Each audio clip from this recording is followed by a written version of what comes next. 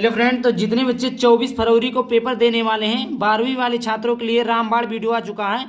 क्योंकि हिंदी की पूरी तैयारी होगी। यहाँ पर पूरा पेपर मिलेगा, एक एक पेपर का सॉल्यूशन यहाँ पर देखिए। आपको क्वेश्चन भी मिलेगा, क्वेश्चन के साथ आंसर मिलेगा, पूरा पीडीएफ मिलेगा और ऐसा बिल्कुल बोर्ड परीक्षा में आपको देखने को मिलेगा। जितने भी बच्चे साहित्यिक हिंदी 24 फरवरी को पेपर देने वाले हैं तो उनके लिए रामबाण वीडियो। किसी बच्चे ने अभी तक कुछ नहीं पढ़ा है तो कमजोर छात्रों के लिए रामबाण आ चुका है। अब कोई भी छात्र फेल नहीं होगा, जो बताएंगे वही आएगा। फिर बच्चों इससे बाहर कुछ नहीं आएगा, चाहे एमसीक्यू हो गया, जीवन परिचय हो गया, गद्यांश हो गया, पद्यांश हो गया, एनीवन कोई भी क्वेश्चन हो गया, सब कुछ क्वेश्चन को, सारे क्वेश्चन को एक ही वीडियो में समाप्त करने वाले हैं। ये आपका इसका पीडीएफ भी मिलेगा। ये पूरा महातांडव 24 फरवरी का पेपर है। यही पेपर आपको बोर्ड परीक्षा में देखने को मिलेगा। पूरे पेपर का आपको सॉल्यूशन सहित मिलेगा। आपको पीडीएफ के लिए करना क्या, डिस्क्रिप्शन में लिंक दिया, वहां से जाकर पीडीएफ को डाउनलोड कर सकते हैं। 24 फरवरी 12th वाले बच्चों के लिए पूरी हिंदी की तैयारी होने वाली है। संपूर्ण हिंदी एक ही वीडियो में समाप्त हो जाएगा। ऐसा नहीं है कि इसके अलावा आपको कोई वीडियो देखना है, नहीं, इसी में सारे टॉपिक को क्लियर कर दिया जाएगा और पूरा पेपर यहीं से बनेगा। तो आइए वीडियो को स्टार्ट करते हैं। तो यहाँ पर देख लीजिए, आपका साहित्यिक हिंदी है 2025 की बोर्ड परीक्षा के लिए 300 कोड एक डीए का है, डीए कोड का है, 301 का है। और यहाँ पर साहित्यिक हिंदी 2025 की बोर्ड परीक्षा के लिए है। यहाँ पर आपको अनुक्रमांक भरना रहेगा, यहाँ पर आपको नाम भरना रहेगा। चलिए बात करते हैं आगे में यहाँ पर देख लीजिए, समय 3 घंटा 15 मिनट है बच्चों, समय 3 घंटा 15 मिनट है। और पूर्णांक आपके 100 है। कितने पे बच्चों, पूर्णांक आपके 100 रहेंगे। समय 3 घंटा 15 मिनट रहेंगे। निर्देश पहला, प्रारंभ के 15 मिनट परीक्षार्थियों को प्रश्न पत्र पढ़ने के लिए निर्धारित है। मतलब जो 15 मिनट है वो प्रश्न पत्र पढ़ने के लिए रहेंगे। इस प्रश्न पत्र में 2 खंड है, दोनों खंडों के सभी प्रश्नों के उत्तर देना आवश्यक है। ये छोटा सा इंफॉर्मेशन है। कहने का मतलब ये 3 घंटा 15 मिनट का पेपर रहेगा। 15 मिनट जो आपको रहेगा उसमें आपको पेपर को पढ़ लेना है और 3 घंटे में आपको कॉपी को लिखना है। और इसमें बोला सभी प्रश्न करना अनिवार्य, मतलब सारे के सारे प्रश्न को आपको करना है। चलिए पहला ऑब्जेक्टिव क्वेश्चन को देख लेते हैं। राजा शिव प्रसाद सितारे हिंद की रचना है। फिर बच्चों राजा शिव प्रसाद सितारे हिंद की रचना है। तो यहाँ पर देखिए, पहला राजा भोज का सपना, दूसरा रानी केतकी की कहानी, तीसरा प्रेम सागर, चौथा प्रेमवती। क्या फिर बच्चों, प्रेमवती। तो यहाँ पर देखिए राजा शिव प्रसाद सितारे हिंदी की रचना वो है राजा भोज का सपना। Option number A is correct हो जाएगा। इस प्रकार आपको बोर्ड परीक्षा की कॉपी में लिख देना है। उसके बाद में यहाँ पर देखिए दूसरा क्वेश्चन है कि भारतेंदु युग के लेखक हैं। फिर बच्चों भारतेंदु युग के लेखक कौन है? तो पहला दिया है भगवती शरण उपाध्याय, दूसरा प्रताप नारायण मिश्र, तीसरा है रघुवीर सहाय और चौथा मैथिली शरण गुप्त। तो देखिए इसका जो सही ऑप्शन हो जाएगा बच्चों वो हो जाएगा प्रताप नारायण मिश्र। ऑप्शन नंबर दूसरा सही हो जाएगा। भारतेंदु युग के जो लेखक हैं वो है प्रताप नारायण मिश्र। तीसरा, मेरी असफलताएं किस विधा की रचना। फिर बच्चों मेरी असफलताएं किस विधा की रचना है? तो ये आपका कहानी की, डायरी की, आत्मकथा की, जीवनी, साहित्य। तो ये बाबू आत्मकथा। क्या है? आत्मकथा। ऑप्शन नंबर तीसरा सही हो जाएगा। आगे देख लेते हैं। आगे है घ नंबर का, आवारा मसीहा के लेखक है। आवारा मसीहा के लेखक कौन है? तो विष्णु प्रभाकर है, राहुल संकृत्यान है, शिवदान सिंह चौहान है या जैनेन्द्र है। तो आवारा मसीहा के लेखक कौन है बच्चों? विष्णु प्रभाकर है। कौन है? विष्णु प्रभाकर है। अंगा नंबर का प्रश्न है फिर बच्चों कि हिंदी का प्रथम मौलिक उपन्यास है। फिर बच्चों हिंदी का प्रथम मौलिक उपन्यास क्या है? तो यहाँ पर दिया तितली, परीक्षा गुरु, कंकाल, गबन। ये चारों में से कौन सा सही हो जाएगा फिर बच्चों? तो आप जानते हैं तितली और कंकाल गबन के लेखक जयशंकर प्रसाद जी हैं। लेकिन यहाँ पर पूछा हिंदी का प्रथम मौलिक उपन्यास क्या है? परीक्षा गुरु है। फिर बच्चों ये वेरी वेरी इंपॉर्टेंट क्वेश्चन है, विद्या उठाएंगे। पहला क्वेश्चन आपको यही देखने को मिलेगा। तितली कंकाल गबन जयशंकर प्रसाद जी हैं तितली कंकाल के। परीक्षा गुरु का जो है वो प्रथम मौलिक उपन्यास है। आगे बात करते हैं दूसरे का क्या है? निज भाषा उन्नति अहे सब उन्नति को मूल। या काव्य पंक्ति है। किसका काव्य पंक्ति है? अयोध्या सिंह उपाध्याय हरिओद की, मैथिली शरण गुप्त की, भारतेंदु हरिश्चंद्र की या नरेश मेहता की। तो ये भारतेंदु हरिश्चंद्र की। ऑप्शन नंबर तीसरा सही हो जाएगा। खा नंबर का प्रश्न है कि स्थूल के प्रति सूक्ष्म का विद्रोह है। स्थूल के प्रति सूक्ष्म का विद्रोह क्या है बच्चों? तो यहाँ पर देखिए भारतेंदु युग है, द्विवेदी युग है, छायावादी युग है कि प्रगतिवादी युग है। तो स्थूल के प्रति सूक्ष्म का विद्रोह क्या है बच्चों? ये छायावाद है। क्या है बच्चों? छायावाद है। आगे बात करते हैं फिर बच्चों गा नंबर का प्रश्न है कि बेदेही वनवास रचना। फिर बच्चों बेदेही वनवास रचना किसका है? तो राम नरेश त्रिपाठी जी हैं, कि श्रीधर पाठक हैं, कि अयोध्या सिंह उपाध्याय हरिओद की है, कि महावीर प्रसाद द्विवेदी की है। तो वैदेही वनवास किसकी है फिर बच्चों? अयोध्या सिंह उपाध्याय। ये मोस्ट इंपॉर्टेंट क्वेश्चन है फिर बच्चों, बोर्ड परीक्षा में आने की संभावना 99% है। 99% है ये क्वेश्चन आएगा। वैदेही वनवास रचना जो है अयोध्या सिंह उपाध्याय हरिओद की है। चलिए आगे बात करते हैं। आगे क्वेश्चन है दूसरे का घा, कि भारतेंदु ने स्त्री शिक्षा में संबंधित किस पत्रिका का प्रकाशन किया था? तो यहाँ पर देखिए, पहला है हरिश्चंद्र चंद्रिका, दूसरा है कवि वचन सुधा, तीसरा हंस, चौथा है बाला बोधनी। तो ये हो जाएगा ऑप्शन नंबर डी करेक्ट हो जाएगा, बाला बोधनी। देखिए पांचवा है कि गंगा लहरी के रचनाकार है। तो पहला दिया है जगन्नाथ दास रत्नाकर, दूसरा सूरदास, तीसरा तुलसीदास, चौथा आपका भारतेंदु हरिश्चंद्र। तो इसका जो सही ऑप्शन हो जाएगा पहला सही हो जाएगा, जगन्नाथ दास रत्नाकर। देखिए प्रश्नोत्तर संख्या तीसरा है, निम्नलिखित गद्यांश का संदर्भ देते हुए किसी एक के नीचे दिए गए प्रश्नों का उत्तर दीजिए। देखिए यहाँ पर देखिए दो गद्यांश दे रहे थे, कितने? दो दिए रहते हैं, दो गद्यांश दे रहेंगे, पहला और दूसरा, इसमें से अथवा रहेगा। मतलब आप ये गद्यांश करिए या आप ये वाला करिए, दोनों में से कोई एक करना है। जैसे यहाँ पर लिखा हुआ है, यह अनुभव कितना चमत्कारी। अगर आपको गद्यांश सॉल्व करना नहीं आता तो हमने वीडियो बना दिया, देख लेना। जैसे दिया यह अनुभव कितना चमत्कारी है, कि यहाँ जो जितनी अधिक बूढ़ी है वह उतनी ही अधिक उत्फुल्ल मुस्कानमयी है, या किस दीपक की ज्योत है, जागरूक जीवन की, लक्ष्यदर्शी जीवन की, सेवानिरत जीवन की, अपने विश्वासों के साथ एकाग्र जीवन की, भाषा के भेद रहे हैं रहेंगे भी, पर यह ज्योत विश्व की सर्वोत्तम ज्योति है। यहाँ पर देखिए पहला क्वेश्चन पूछा, प्रस्तुत गद्यांश के पाठ हो एवं लेखक का नाम लिखिए। दूसरा है रेखांकित अंश की व्याख्या कीजिए। तीसरा है कौन सी ज्योति विश्व की सर्वोत्तम ज्योति है। चौथा लेखक के लिए कौन सा अनुभव चमत्कारी है।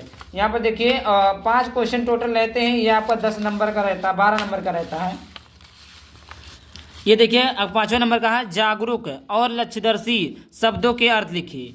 जागरूक अर्थ लिखिए अथवा करके। देखिए मैंने क्या बताया, एक वो रहेगा एक ये रहेगा, दोनों में से कोई एक करना। अथवा में से होता है कोई एक, मतलब जो गद्यांश अभी मैंने दिखाया आप ये वाला कर सकते हैं। अगर ये वाला गद्यांश नहीं आता तो आप ये वाला कर लीजिएगा, ठीक। तो इसमें भी आपके टोटल 5 क्वेश्चन दिए, 15 नंबर का ये शायद गद्यांश रहता है, 15 नंबर का, ठीक। आप ये कर सकते हैं। उसके बाद में चौथा दिया हुआ है, पद्यांश पर आधारित निम्नलिखित प्रश्नों के उत्तर दीजिए। 10 नंबर का ये रहता है और 10 नंबर का गद्यांश रहता है। और उसके बाद चौथा पद्यांश पर आधारित, ये भी आपका 10 नंबर का रहता है। 2 पद्यांश रहते हैं, 2 में से कोई एक करना रहता है। जिसमें इसमें था 2 पद्यांश, उसमें ऐसा है, पूरी होवे ना यदि तुझसे अन्य बातें हमारी, तो तू मेरी बिना इतनी मान ले और चली जा। उसके बाद में लिखा है, छू के प्यारे कमल पग को प्यार के साथ आजा, जी जाऊंगी हृदय तल में तुझी कुछ लगा के। का नंबर का प्रश्न है, खा है, घा अंगा है। ये आपका एक प्रश्न 2 नंबर का, एक प्रश्न 2 नंबर का है, ठीक। अगर आपको ये वाला गद्यांश नहीं आता, पद्यांश नहीं आता, तो अथवा करके दिया हुआ है, आप ये वाला पद्यांश कर सकते हैं कि कहा मनु ने नव धरणी बीच बना जीवन रास, निरा पाया एक उल्का सा जलत भ्रांत शून्य में फिरता हूँ असहाय, कौन हो तुम बसंत के दूत, बिरस पतझड़ में अति सुकुमार, घन तिमिर में चपला की रेख, तपन में शीतल मंद बयार। इस प्रकार है। और यहाँ पर देखिए इसमें भी आपको टोटल 5 क्वेश्चन देखने को मिलेंगे।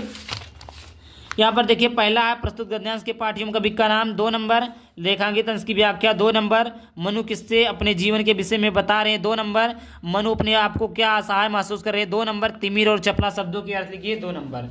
यहाँ पर देखिए 5वें नंबर का ऑप्शन है, ये आपका 5 नंबर का है। यहाँ का जीवन परिचय है कि निम्नलिखित में से किसी एक लेखक का जीवन परिचय देते हुए इनकी प्रमुख रचना का तथा कृतियों का उल्लेख कीजिए। अधिकतम शब्द सीमा सब 80 वर्ड होता है। बहुत सारे लोग बताते हैं कि नहीं इतने में नहीं लिखना चाहिए, बट आपको अधिकतम 80 शब्दों से ज्यादा मत लिखिए, 80 से 100 हो जाए। पहला जैनेन्द्र कुमार, कन्हैयालाल मिश्र, प्रभाकर, हरिशंकर परसाई। ये आपका तीनों के तीनों जो जीवन परिचय है वो मोस्ट इंपॉर्टेंट जीवन परिचय है। क्या है? मोस्ट इंपॉर्टेंट जीवन परिचय है, मोस्ट इंपॉर्टेंट जीवन परिचय है। ये बोर्ड परीक्षा में आएगा, तीनों याद कर लेते हैं तो कोई ना कोई एक आपको बोर्ड परीक्षा में 100% देखने को मिल जाएगा। समझ में आ गया? खा नंबर का प्रश्न है कि निम्नलिखित में से किसी एक कवि का जीवन परिचय देते हुए इनकी प्रमुख कृतियों का उल्लेख कीजिए। अब देखिए इसमें भी 2 चीजें रहते हैं, लेखक रहते हैं और कवि रहते हैं। एक लेखक से जीवन परिचय आएगा, एक कवि से जीवन परिचय आएगा। इसमें भी आपके टोटल 3 जीवन परिचय हैं। तीनों में से तीनों को अगर याद कर लेते हैं तो तीनों में से कोई एक जीवन परिचय आपको बोर्ड परीक्षा में देखने को मिल जाएगा। कोई एक 100% मेरी गारंटी है कि आपको बोर्ड परीक्षा में आएगा। तो तीनों में से कोई एक जीवन परिचय बिल्कुल आपको रट कर जाइएगा, तैयार करके जाइएगा, चाहे वो भारतेंदु हरिश्चंद्र, जगन्नाथ दास रत्नाकर, मैथिली शरण गुप्त, तीनों को याद कर लेते हैं तो आ जाएगा। यहाँ पर मैं दिखा देता हूँ भारतेंदु हरिश्चंद्र जी का जीवन परिचय लिखकर। यहाँ पर देखिए भारतेंदु हरिश्चंद्र जी का जीवन परिचय, यहाँ पर हेडिंग डालेंगे भारतेंदु बाबू हरिश्चंद्र जी का जन्म। यहाँ पर देखिए अगला पेज 6 ठीक है। छठवां है कहानी तत्वों के आधार पर लाठी अथवा, देखिए अगर आपको जीवन परिचय नहीं आता है तो कन्हैयालाल मिश्र प्रभाकर का, मैथिली शरण गुप्त का जीवन परिचय हमने अपनी चैनल पर डाल दिया है, डिस्क्रिप्शन में लिंक मिल जाएगा, वहां से आप लोग जीवन परिचय को देख सकते हैं। छठवां कहानी तत्वों के आधार पर लाठी अथवा ध्रुव यात्रा की कहानी की समीक्षा कीजिए। अधिकतम शब्द सीमा 80 शब्द रहेगा। अथवा करके खून का रिश्ता कहानी के उद्देश्य पर प्रकाश डालिए। अधिकतम शब्द सीमा 80 शब्द रहेगा। आई होप इतना क्लियर हो गया होगा। फिर बच्चों अगर आपको कोई भी डाउट होता है, कोई भी अगर प्रश्न बचता है तो आप लोग कमेंट में पूछ सकते हैं, मैं बता दूंगा। उत्तर है यहाँ पर खून का रिश्ता कहानी के उद्देश्य लिखेंगे। खून का रिश्ता कहानी का उद्देश्य पर प्रकाश डालिए। इसका है कि सहानी ने खून का रिश्ता कहानी के माध्यम से दहेज सामाजिक कोड को उन्मूलन करने का डिंड मघोष किया है। कहानी के शीर्षक की महत्ता के आधार पर मानवता, सामाजिकता तथा भाईचारे की भावना को सुदृढ़ बनाना ही कहानी का उद्देश्य है। कहानी का मूल उद्देश्य व्यक्ति की वैचारिकता में उदारता, सहोदरता, ममत्व और समता भाव संचारिता करना है। इस कहानी में प्रमुख नारी पात्र वीर जी की मां ने उसकी खुशी के सम्मुख अपने समस्त आदर्शों तथा प्रलोभन का परित्याग किया है। मात्र खून के रिश्ते की बहुमूल्य कीमत के लिए कहानी का प्रत्यागपूर्ण समापन पाठक को चकित कर देने वाला है। सातवां है स्वपठित खंड काव्य के आधार पर निम्नलिखित प्रश्नों में से किसी एक का संक्षिप्त उत्तर दीजिए। अधिकतम शब्द सीमा 80 शब्द रहता है। देखिए मैं आपको बता दूं कि जो स्वपठित खंड काव्य होता है वो अपने जिले वाइज के हिसाब से रहता है। जैसे बस्ती जिले में आपका जो लगता है वो आपका लगता है रसमती खंड काव्य नहीं रहता है, मैं आपको बता दें श्रवण कुमार खंड काव्य रहता है। क्या रहता है? श्रवण कुमार खंड काव्य रहता है बस्ती जिले में। तो यहाँ पर देखिए का है खा सत्य की जीत खंड काव्य के आधार पर प्रमुख पात्र का चित्रण कीजिए। अथवा है सत्य की जीत खंड काव्य की प्रमुख घटना का उल्लेख कीजिए। गा नंबर का मुक्ति यज्ञ खंड काव्य की प्रमुख विशेषताओं का उल्लेख कीजिए। अथवा है मुक्ति यज्ञ खंड काव्य के नायक का चरित्र चित्रण कीजिए। गा त्यागपति खंड काव्य के प्रमुख नारी पात्र की चारित्रिक विशेषताओं पर प्रकाश डालिए। अथवा करके त्यागपति खंड काव्य की विशेषता लिखिए। अंगा आलोक वृत्त खंड काव्य की प्रमुख घटनाओं का वर्णन कीजिए। अथवा है आलोक वृत्त खंड काव्य की सामान्य विशेषताओं का उल्लेख कीजिए। 4 नंबर का श्रवण कुमार खंड काव्य की विशेषता लिखिए। तो मैं आपको बता देता हूँ बच्चों, ये आप अपने जिले वाइज के हिसाब से रहता है। ऐसा नहीं कि आपको सब करना रहता है। कोई एक खंड काव्य वो आपको पढ़ाया गया होगा, आपको बताया गया होगा, नहीं मालूम है यूट्यूब पर सर्च करिएगा, जिले का नाम बता दीजिएगा और कौन सा खंड काव्य लगता है ऐसे पूछ लेंगे तो आप लिख दीजिएगा। जैसे आप सर्च करते हैं बस्ती का तो बस्ती जिले में कौन सा खंड काव्य लगता है क्लास 12। ऐसे आप गोंडा जिले में रहते हैं तो गोंडा जिले में कौन सा खंड काव्य लगता है क्लास 12। तो इस प्रकार अपने खंड काव्य का भी पता आप लोग अच्छे तरीके से लगा सकते हैं। 8वां है खंड काव्य आ जाता है। 8वां का कहा निम्नलिखित संस्कृत गद्यांश का संदर्भ सहित हिंदी में अनुवाद कीजिए। फिर बच्चों यहाँ पर देखिए जन्मता 10वें दिन शिवो भजेदयम इति बुद्धया पिता स्वसुत्य मूल संकर इति नाम अकरोत्। 8वें वर्षे चास्योपनयनं करोति। त्रयोदश वर्षं प्राप्तवतयोऽस्मे मूल संकराय पिता शिवरात्रि वर्ता माचुरितम् अकथयत्। पितृज्ञानुसारम मूल संकरम सर्वमपवती विधानमाकरोत्। ये इस प्रकार। अथवा है अतीत प्रथम कल्पे जना एकम विरूपम सौभाग्य प्राप्तम सर्वकार्य पूर्णम पुरुषम राजानुकुर्वम। चतुष्पदा अपि सन्निपत्योम सिंह राजानं कुर्वन् तथा सकुनिगड़ा हिमवत प्रदेशे एकस्मिन् पाषणे सन्निपत्ते मनुष्यसु राजा प्रज्ञे तथा चतुष्देशु च अस्माकं पुनरंतरे राजारणास्थित अराजुको वासो नाम हुआ वर्ते। तो इसका उत्तर क्या पूछा बच्चों? संदर्भ सहित हिंदी अनुवाद कीजिए। संदर्भ लिख लेते हैं पहले। प्रस्तुत गद्यांश हमारी पाठ्य पुस्तक संस्कृत दृग्दशा के जातक कथा पाठ के उल्लूक जातकम से उद्धृत है। फिर बच्चों मैं आपको बता दूं जातक कथा में से हर बार एक आता है। जातक कथा आप पढ़ लीजिएगा क्योंकि हर साल बोर्ड परीक्षा में आता है। जातक कथा में से एक गद्यांश आपको देखने को अवश्य मिलेगा। अब इसका अनुवाद पढ़ लेते हैं। प्राचीन काल के प्रथम युग में लोगों ने एक सुंदर, सौभाग्यशाली और हर प्रकार से योग्य पुरुष को अपना राजा चुना। 4 पैरों वाले पशुओं ने भी मिलकर सिंह को अपना राजा बनाया। फिर पक्षियों ने हिमालय के क्षेत्र में एक पत्थर पर एकत्र होकर विचार किया कि जैसे मनुष्यों में राजा होता है और चतुष्पद प्राणियों में भी राजा होता है, वैसे ही हमारे बीच भी राजा होना चाहिए। बिना राजा के जीवन व्यतीत करना संभव नहीं है। फिर उसके बाद हम देख लेते हैं यहाँ पर खा है निम्नलिखित श्लोकों का हिंदी अनुवाद, हिंदी में संदर्भ सहित हिंदी अनुवाद कीजिए।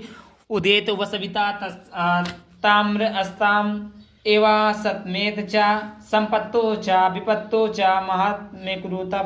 अथवा मता गजेन्द्रा मुद्रिता गवेन्द्रा वनेषु विक्रंतत्रा मृगेन्द्रा रस्या नगेन्द्रा निर्भिता नरेन्द्रा परिकीर्णतो वारीधरे सुरेंद्रा।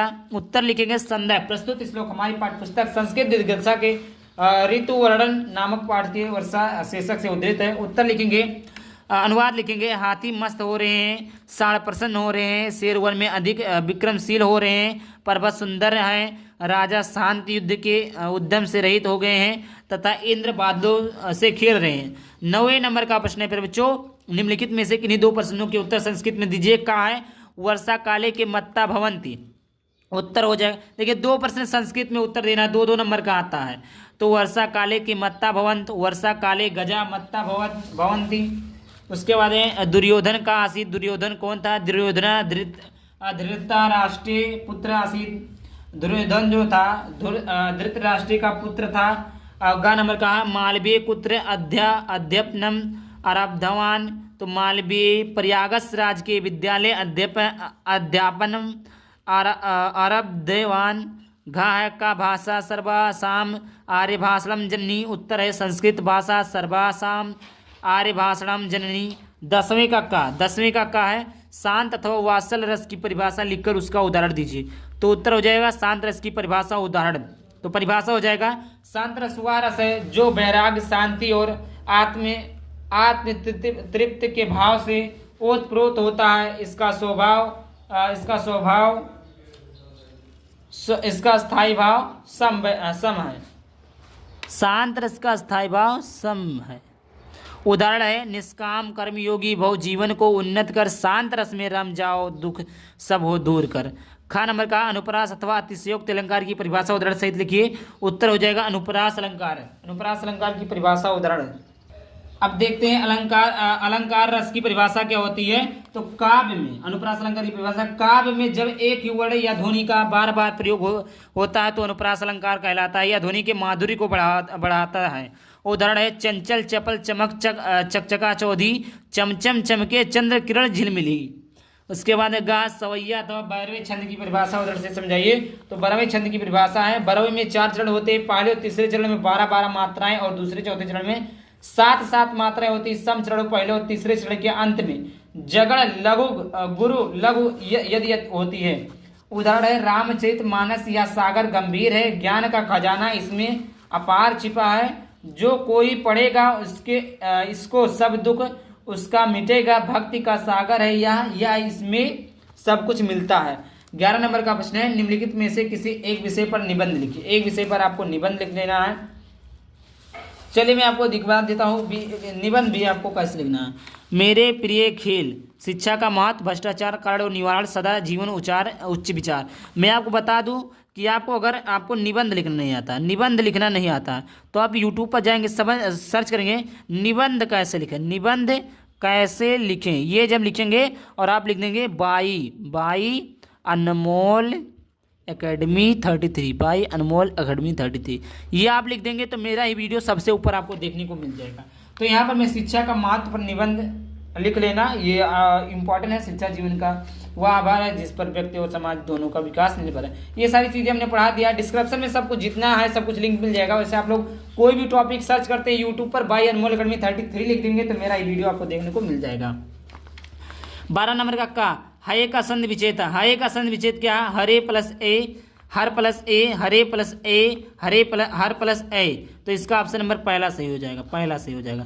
दूसरा है वने अत्र का संधि विच्छेद है। वन धन अत्र, वने धर अत्र, वने धन एत्र, वने धन एत्र वन धन आत्र, तो इसका ऑप्शन नंबर दूसरा सही हो जाएगा, वने प्लस अत्र। तीसरा है राम श्रलिति में संधि है, स्वर है, व्यंजन है, विसर्ग है, यड़ है, तो इसमें से कौन सा ऑप्शन सही हो जाएगा। आगे है निम्नलिखित में से किसी एक विग्रह करके समास का नाम लिखिए। आजीवनम, श्वेतांबरम, महाशया, तो उत्तर हो जाएगा पहला आजीवनम का हो जाएगा विग्रह आयुधन आयु जीवनम चा बराबर आजीवनम। समास का नाम हो जाएगा द्वंद्व समास। और श्वेतांबरम का जो विग्रह हो जाएगा श्वेत धन अंबरम, यस हो जाएगा श्वेतांबरम। समास का नाम कर्मधारय समास। महाशया का हो जाएगा विग्रह महारधशया, ये हो जाएगा महाशया। समास का नाम बहुव्रीहि समास। आगे बात करते हैं अपने क्षेत्र में पार्क को विकसित कराने के लिए नगर निगम के मुख्य उद्यान निरीक्षक को एक पत्र लिखिए, अथवा विद्यालय की वाद विवाद प्रतियोगिता में प्रथम स्थान प्राप्त करने पर अपने छोटे भाई को बधाई देते हुए एक पत्र लिखिए। या ये आपको मैंने बताया, डिस्क्रिप्शन में लिंक डाल दूंगा और सर्च करना आप लोग कि वाद विवाद की पत्र कैसे लिखे भाई अनमोल, उसको भी आपको मिल जाएगा। 14 नंबर का प्रश्न है कि का पहला है निम्नलिखित में से किसी एक शब्द के धातु एवं प्रत्यय का योग स्पष्ट कीजिए। लिखित, कृत्वा, दृश्यव, उत्तर हो जाएगा लिखिता, धातु हो जाएगा लिख लिखना, प्रत्यय का हो जाएगा का, विग्रह हो जाएगा लिख धन अर्थ, लिखित अर्थ हो जाएगा जो लिखा गया है, कृत्वा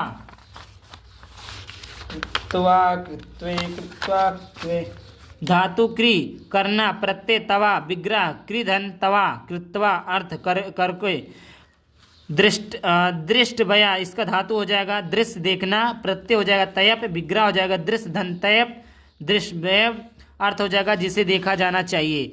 दूसरा निम्नलिखित में से किसी एक शब्द में प्रत्यय लिखिए। श्रवण या बंधुता, देखिए अगला है निम्नलिखित में से किसी एक शब्द में प्रत्यय। श्रवणीय बंधुतम बलवान, तो श्रवणीया हो जाएगा, प्रत्यय पिया हो जाएगा, अर्थ जो हो जाएगा जो सुनने योग्य, बा हो जाएगा बंधुतम, प्रत्यय त हो जाएगा अर्थ बंधु संबंधी का भाव हो जाएगा सा बलवान, प्रत्यय मतुप हो जाएगा अर्थ जो बोल से युक्त हो। खा रेखांकित पदों में से किसी एक पद में प्रयुक्त विभक्ति तथा संबंधित नियम का उल्लेख कीजिए।